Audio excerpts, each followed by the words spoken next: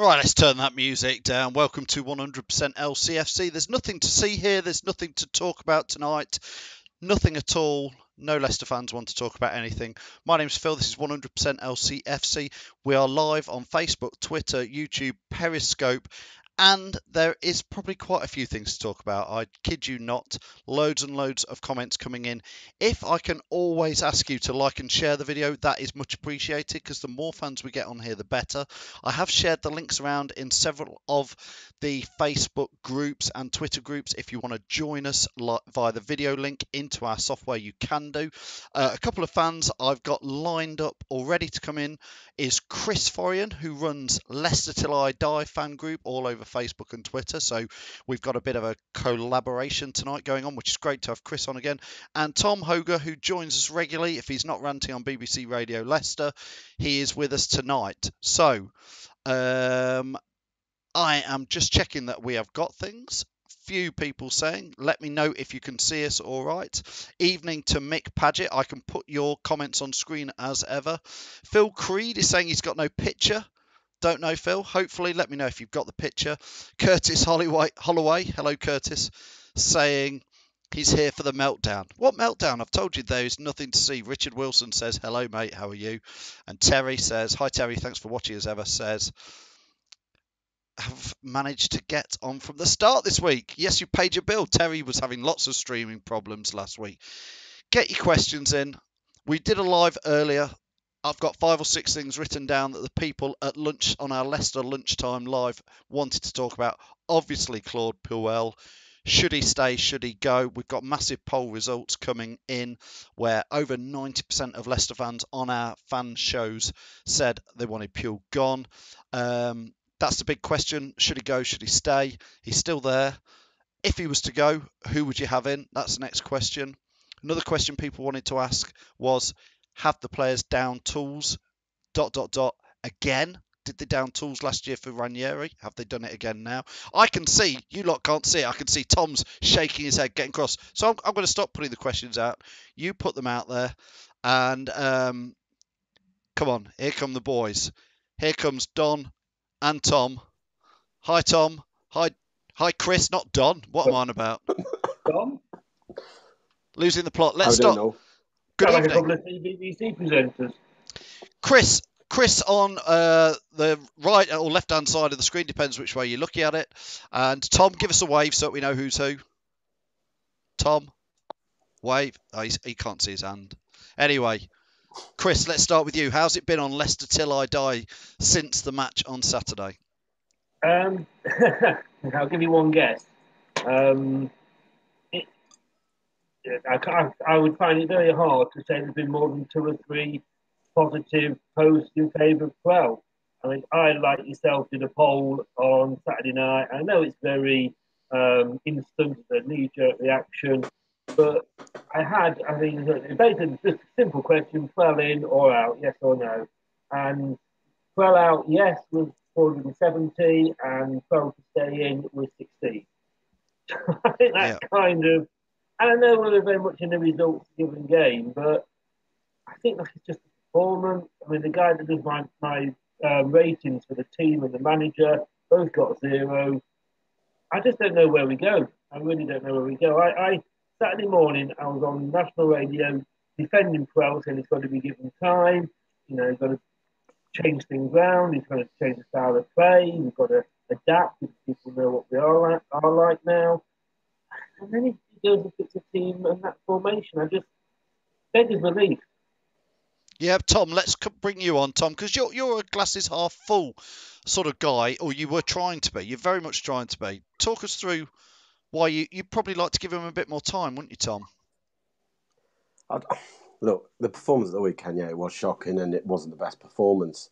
The point of view is I'm still very much of what I've seen from the performances against, 8, 9 of the teams in this last 18 where we haven't picked the results that we probably deserved. We've been unlucky in a few of the games. Away at Burnley, put 2 poor goals conceded, but the actual overall performance wasn't a bad performance. Mahrez heads one in at the back post. It's a different game. Vardy had a good couple of chances in the first half against Burnley. He should have scored them. Southampton at home, overall first 45 minutes was very good as far as I'm concerned. I can see why Pure said it was a good performance, bar not scoring the chances.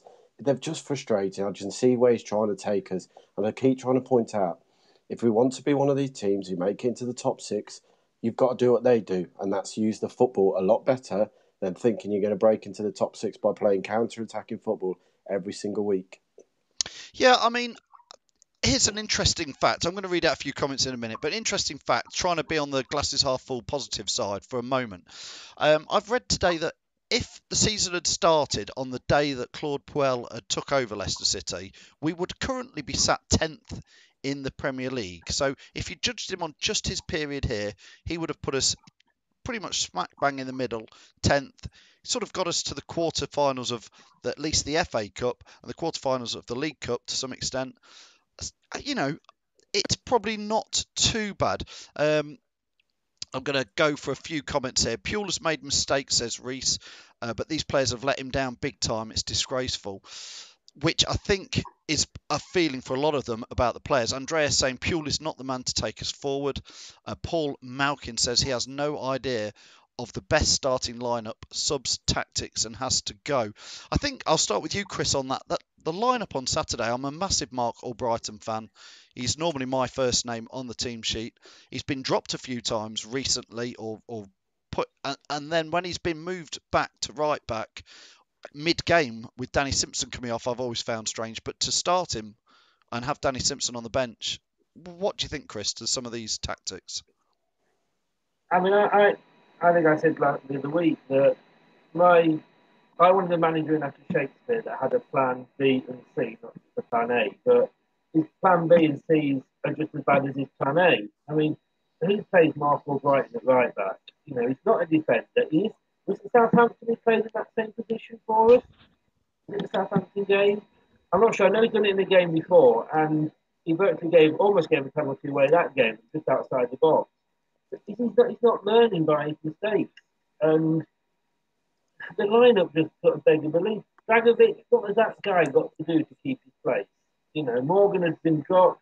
Dragovic has an okay game, and then he brings Morgan back again.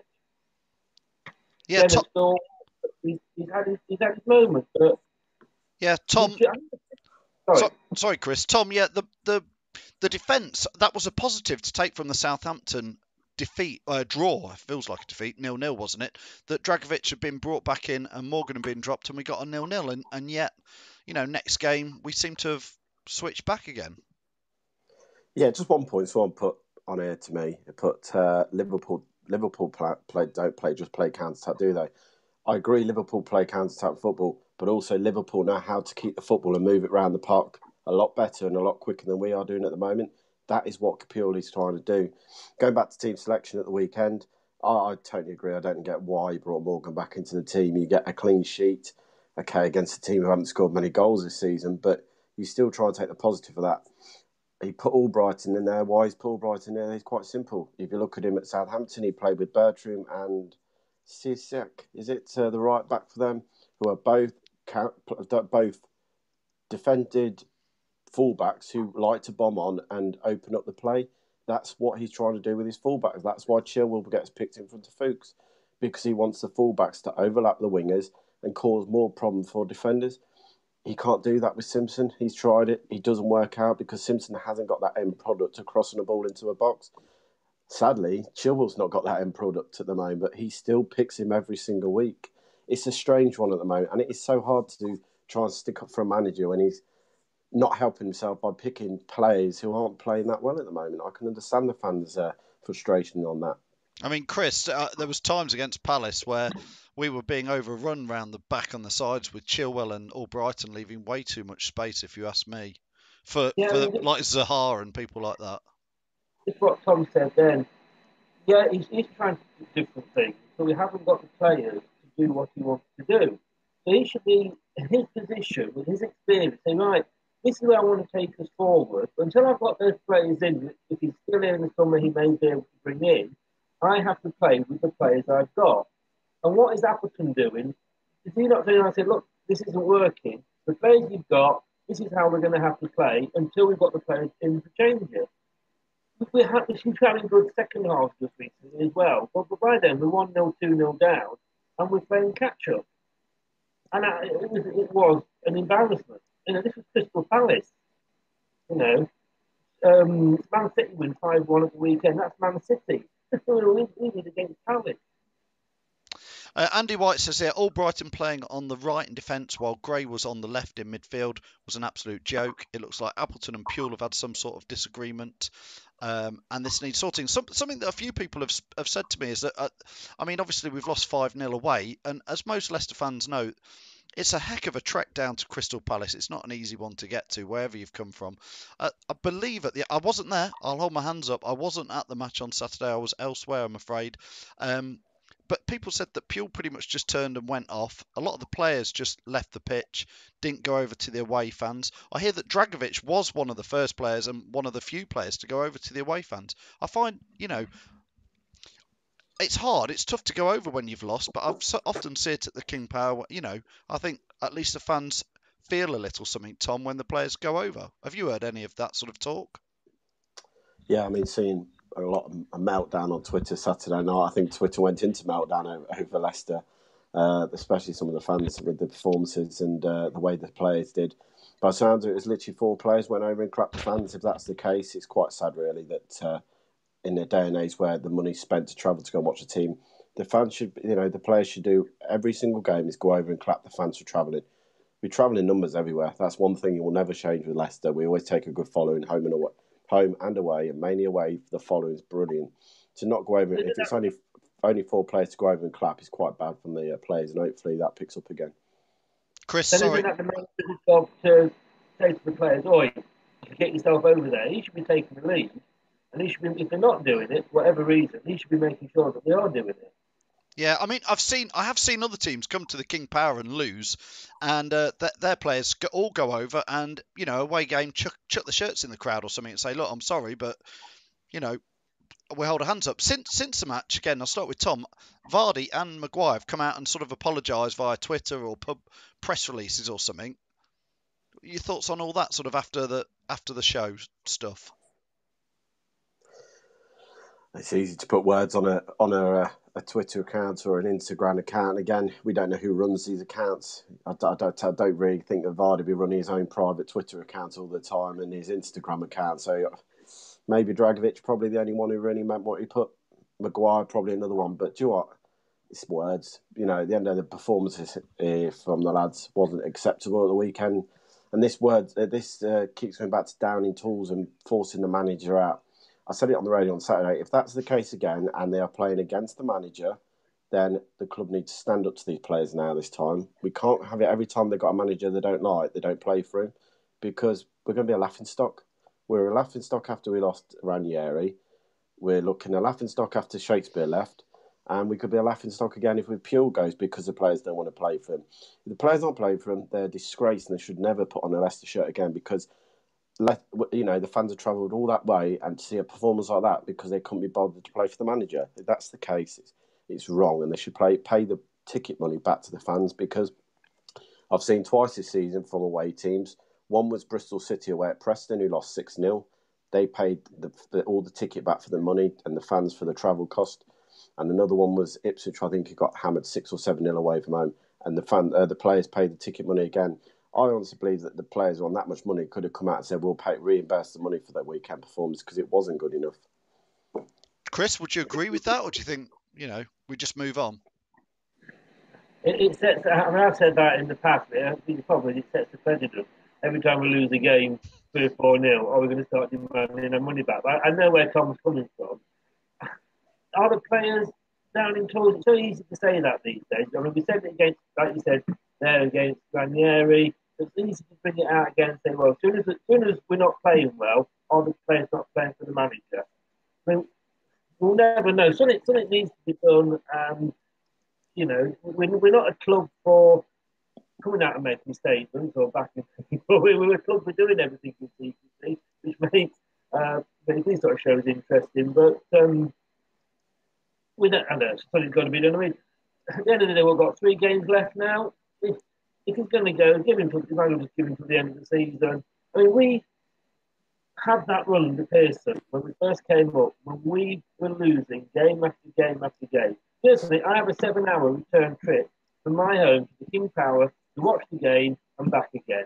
And every week I went, I didn't mind because I was watching players who went out on that pitch and gave 100%. And whether that was Pearson making sure that they did, probably was. But it was great. I can't say the same. Really can't say the same about this team at the moment. I mean, I'm coming up to watch West Ham on Saturday, and again, it's a 7-hour return journey. I'm thinking, what the hell am I going to be watching? Yeah, I mean, Tom, moving slightly on to West Ham on Saturday, is it a must-win game for Puel if he's still in the job by then? I mean, if we were to have a pitiful draw again or to lose again, I mean, don't get me wrong, West Ham need to come and win on Saturday. They're not out of the mess yet, are they? They're going to come. Their fans are going to be loud. They need to win. Is it a tricky one? Oh, it's a massive game for both clubs in the sense it's a massive game for Puel because he needs to get back to winning ways at home. The 4 draws against Bournemouth, Swansea, Stoke, and Southampton have really put him on a back burner since a few good victories away at Brighton and different performances. West Ham, as you said, they're fighting for their lives. They've got to keep the wins because the results of the weekends have bunched it all back up again at the bottom. One win and teams are climbing out the bottom 3, so they're going to be fighting for this game.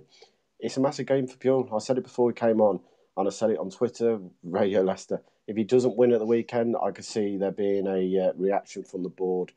I can't see if the performance is that bad like it was at Selhurst and the result is anywhere near that. I can't see the board putting up with it, especially the chairman. And I think you will see a reaction from them to change something quite quickly to try and move in. Because we've got to remember, this transfer window coming up is going to be shorter with the World Cup being on. You aren't going to get players in and around who you want to sign that easily who are playing in a World Cup year. So they've got to make a change if they're going to do it sooner rather than later for me. Hey, let me read out a few comments. We've got so many comments coming in. If you can, there's loads of people watching on Facebook, Twitter, Periscope, YouTube. Thank you, everybody. Keep getting your comments in. If you can keep liking, sharing, we'll keep going.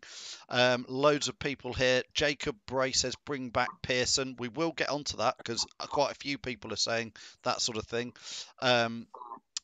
Next one, Pasqualino. Hope I'm getting your name there, saying, listen to Ian Stringer's post-match interview with Puel. I don't believe it was the manager. You need to listen to it. I haven't heard it, so that's interesting. I'll ask Tom and Chris if they heard it in a minute. Terry's saying, totally agree with Chris. Travelling up from Brighton, my views are the same as Chris's. Martin Jaram says, West Ham will smash us.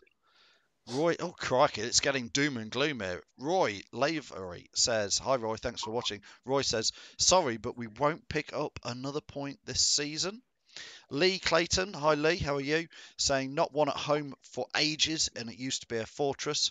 Reese has lost the plot and said 6-0 to West Ham. I hope to God you've lost the plot. I think we have been smashed 6-0 at home before. I'm trying to remember who beat us 6-0 at home. I don't think it was that long ago, maybe 5 or 6 years ago. Or maybe my mind has melted. I'll ask Tom. Did we lose 6-0 at home a few years ago, somebody? It was Spurs. Yeah, Spurs. Spurs beat us 6-0. 6-1, weren't it? 6-1. Chilwell scored. Yeah. And then you got Aston Villa beat us 5-0 when that's it. The bloke rang on the pitch. Yeah. So we have a few more comments before I point the questions over. Greg saying Wenger in. I'm not sure I'd want that. Richard Wilson saying every game is now a 6-pointer. So many. Puel has broken up what looked a broken man on Saturday. I have to agree. Some of the shots I saw of him, he didn't look too happy. But then I would also say he doesn't look Mr. Happy most of the time anyway. Larry says, don't think it's downing tools. More that Puel isn't playing players to their strengths. And everyone looks worse for it. Reese says Puel is the second worst manager in history after Ian Holloway. Reese, I'm going to disagree with you on that. I've just said he on his stats this season, he got us to based on just his games 10th in the season. We've had 2 quarterfinals. Listen, the glass is not half empty, but is Puel the man to take us forward? Chris, we've got another 10 minutes to go. Do you think Puel will be there until Saturday? I don't. What's the point in getting rid of him now? They've got 3 games to go. It's not going to make any difference. If they're going to get rid of him, if they get rid of him tomorrow or they get rid of him middle of May, it's not going to make a lot of difference. What they do need to do, and we know we've got owners that aren't exactly, blessed with their patience when it comes to managers. We've got to be careful what we do wish for and be careful who we get in. But we've got to be sure that whoever is in place come end of May is the one that they want to take us forward to next season. There's no point getting rid of 12, get somebody to come in, buy all the load of players that they want, and then 3 months in, we'd be worse off than we are now. Tom, like I say, go on, carry on, Chris. We're fickle as football fans, and I sat there, like I say, a couple of weeks ago, and I sat there Saturday morning on the radio saying, we've got to give him time, we've got to give him time. And I think had we lost 1-0 and put up a fighting, showing a bit of spirit, and we'd lost 1-0, Palace are coming there, fighting that we've wanted to play for now, we probably would be having a whole different conversation. I just think it's the manner of the game, the way we lost, the tactics, and that's what people are concerned about. Yes, as a manager's come in, like I said to you, when we had Shakespeare in, if you'd have given us 10th at the end of the season and a couple of quarterfinals, we'd have been already beating your hands off. But it is the performances, I think, that are leading the way that we're talking and the way that we're thinking. Yeah, I mean, Tom, somebody's just said here, if you keep Puel and give him the summer transfer window, he's probably going to get a kitty, I'm guessing, totally guessing, of somewhere between 80 and 100 million pounds potentially.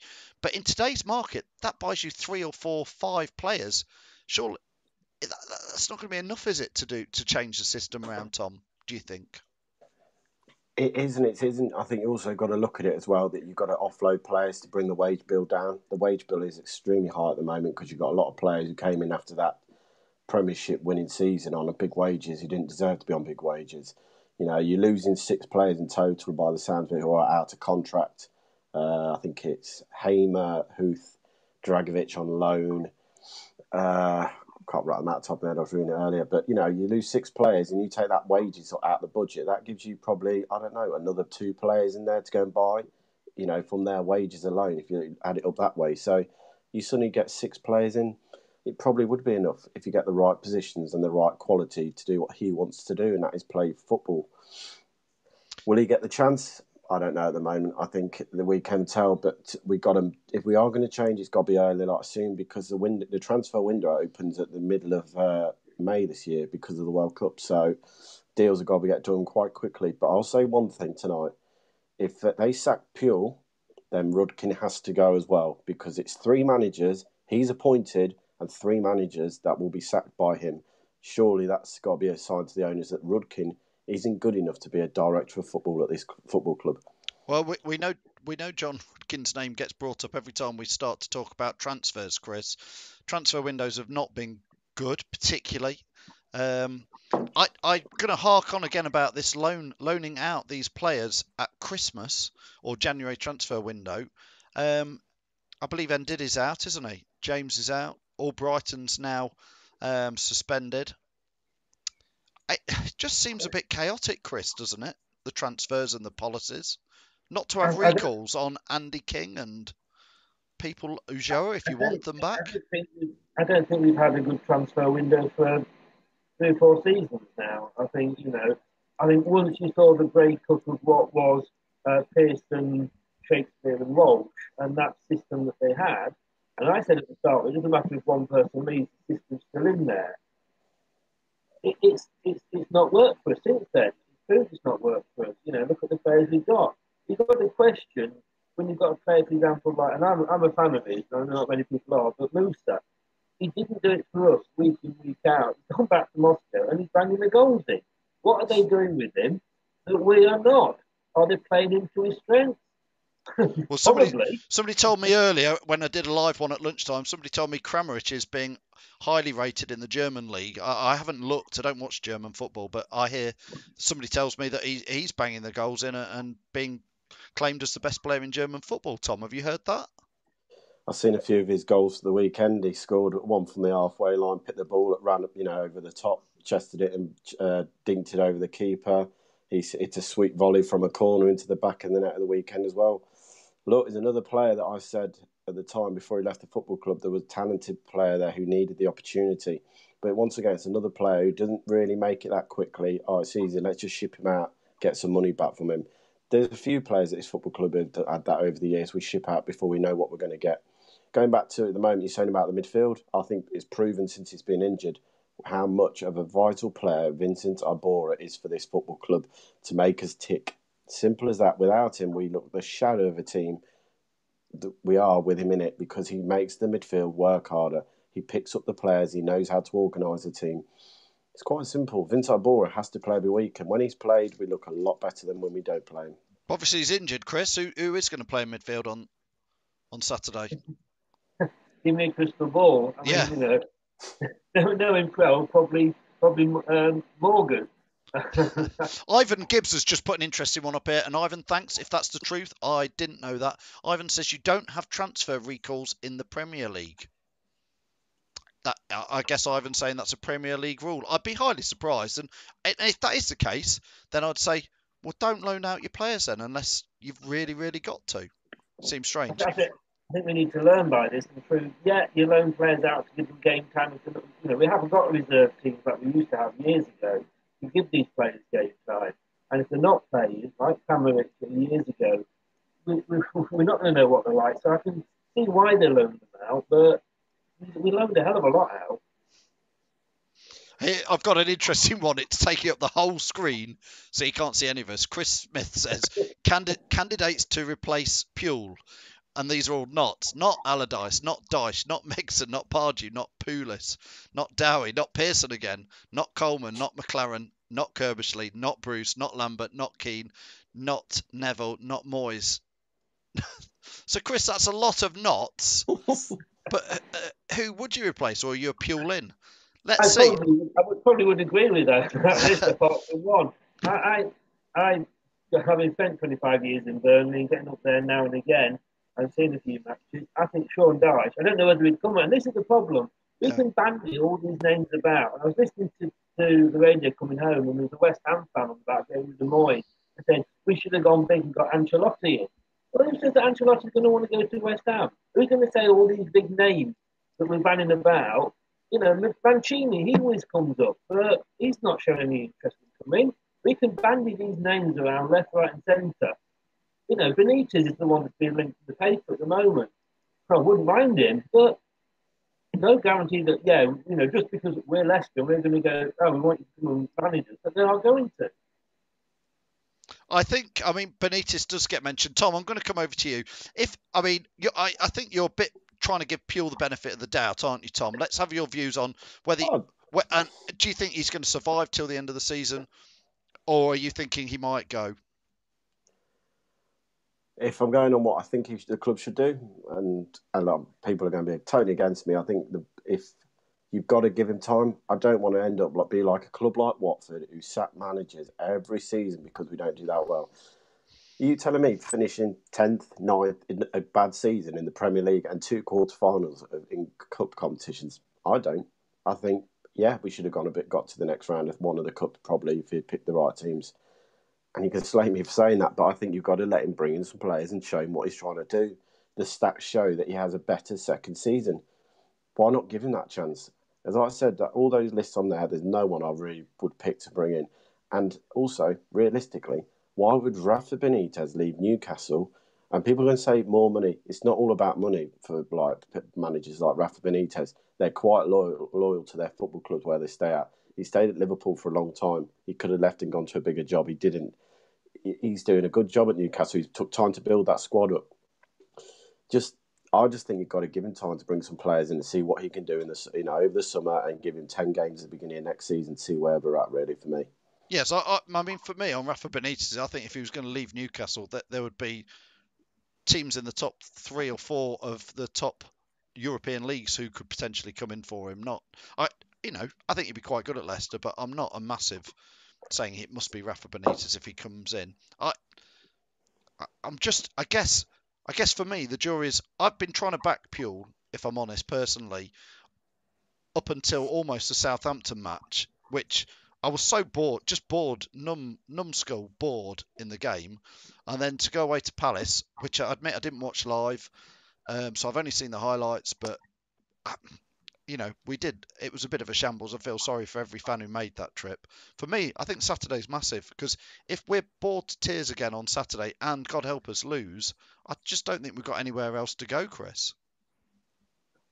I think the problem is with Bell is that he came in and he took us from a really, really bad position that we were in, was it 17 to 18, and he turned it round at the start, but then it's gone wrong for the last sort of month or so, 2 months. I think that's the problem. I think if he was sort of winning, losing, that it might not sort of look as bad as it is. I don't know. I mean, if they were to say, if they came out and said, right, yeah, we're going to give him the transfer window, we're going to stick with him, and he's going to have next season, I wouldn't be the sort of most disappointed person in the world. And if he went, I wouldn't shed any tears. Tom, a few people disagreeing, I think, with some of your views, which is fine. Yeah, But that's absolutely what this is all about. We are just fans on here. We ask other fans to come on. We talk Leicester City. Like I've said to you earlier, we are just fans. We all call it different. Me and Tom disagree. We agree on some. Same with Chris. Same with lots of people. You know, none of us have got a crystal ball, and we keep saying it's a glass half full or half empty. Somebody's just put in there. I think Ivan said, "Be careful what you wish for." Southampton got rid of Puel this time last year. Be careful what you wish for. Look at Southampton. Other people will argue that point round, Tom, and say, yeah, it was Puel who set them up for this.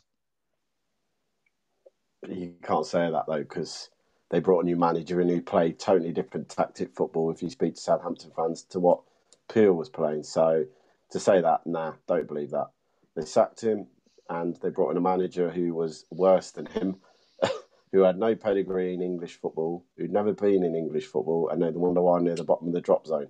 Now, I don't blame Peel for being Southampton down there. Simple as that. I blame that they brought in a manager who didn't know anything about this league. At the end of the day, that's how I look at it for them. Chris, let's get on to some score predictions for this weekend's match. Good grief, it's going to be tricky, isn't it? We normally ask for a first goal scorer and a correct final score. Where on earth are you going with this weekend's game, Chris? I tell you what, if we come away with just a half decent performance with 0-0, I'll be happy. West Ham are coming. They're going to come and be fighting for their lives, and we haven't shown any fight. I dread it, to be honest with you. I'll go for 1-1, but I'd be happy with a 0-0. Just a decent performance. So you take a 0-0, but a bit of a decent performance. Tom, how about yourself? What do you think? Score predictions? I'm positive the weekend. It'll be a tough game, but I really feel the lads will turn up this week, and I think they've got a lot of making up to do towards the fans. I think they'll be so fired up for this game. I think West Ham will be so open because they're going to have to attack to get the points on the board at the weekend. That there'll be room for Vardy to get in behind, and I think you'll probably see a few more direct balls this week. I'm going for a 3-1 Leicester. I really feel that we'll get a few goals, and I feel that the team will have a massive point to prove to the fans to come out and show some batting in spirit and to prove a point that they can play the way they want to play. For me, 3-1 Leicester, Vardy to score 2 of them. Well, I think it's a big game, and I want to put a plug out there. I'm going to put a link up later on. We spoke with Alan Birchnell last week, and he said to us he was looking for a few extra people to go and rattle the buckets. I've volunteered myself. I'm going to go and do it this year. And if anybody else wants to come and join us, that would be great. So I'll put a link up. You need to email Louise at Leicester City Football Club. I'll put those details up shortly. You have to get there about 90 minutes pre-kickoff to help the Birchie out, rattle a bucket, raise some money. It's normally a bit of a party atmosphere when it's not quite the end of the season because obviously there's the Arsenal one that sneaked in afterwards, but it's normally sunny. Everybody's normally in a good mood. Vardy will score. It could be one of the last chances we get to see Riyad Mahrez. It could be the end of an era, Chris, maybe, the last couple of games here. Who knows? So we should try and enjoy it, shouldn't we? We should. And when you look at the 2 fixtures we've got after this, it might be our last chance to enjoy it. Yeah, like I said, I just want to see a performance, and I just hope that. And I don't know what team Crowell's going to pick. I give up on trying to predict that every week. I just hope it's a team that can go out, like Tom said, show some fight, show some passion, show that they want to wear the shirt, and give us a fighting performance. And if we don't get anything from it, but we get the performance, then great. That's all we can ask for. Fantastic. Thanks, Chris, from Leicester Till I Die. Obviously, everybody can follow you on Twitter and Facebook, can't they? Indeed. Fantastic. Thanks, Chris. It's been great having you on. And thanks, Tom, as ever, for joining us on here. Cheers, guys. Been brilliant. We'll see you on Saturday, Tom. Yes, definitely see you Saturday. I'm going to go through a few of the fans' score predictions on here. People leave Tom alone. People giving Tom a bit of grief tonight. Crikey, he's allowed his views. Here we go. Let's read out some of these comments. There's a few doom and gloomers. Luke saying 4-0 to West Ham. Jacob is saying 2-1 to West Ham. Duncan's saying 4-1 to West Ham. I don't think we've ever had it like this. Sam Perkins is saying 2-0 loss, especially if Morgan starts. Imtiaz saying West Ham 2-1. Pete Hill, yay! Yay! Peter's going for a Leicester win. 3-1. Foxes. Mares to score first, if he can be bothered. Okay, so silver linings. Richard's saying it's a question of how many we will concede. Chris is saying West Ham win. Mark is agreeing with Chris from Leicester Till I Die, saying it's got a draw written all over it. Stuart is going 1-0 to West Ham. And Stuart Child says, I'll have a pint of what Tom's drinking. Terry saying thanks for the show. You're welcome, Terry, and thanks for joining us after paying your broadband bill. Joe saying 2-1, never say we will lose. I agree with you. Ben saying Tom and his blue tinted specs.